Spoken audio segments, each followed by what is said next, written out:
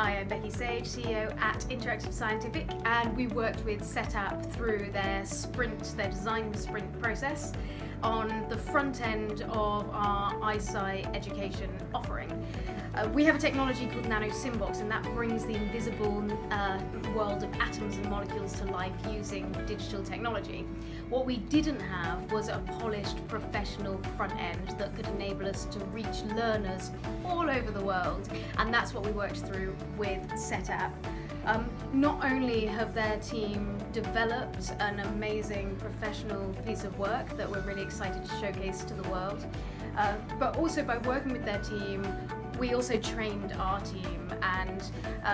because we became one expanded team between Eyesight and Setapp, and that's been a really amazing part of the process because it means that we can bring things with us into everything that we do as we move forward. It's been a really enjoyable experience to work with Setapp, and we're really proud of what we've managed to create together.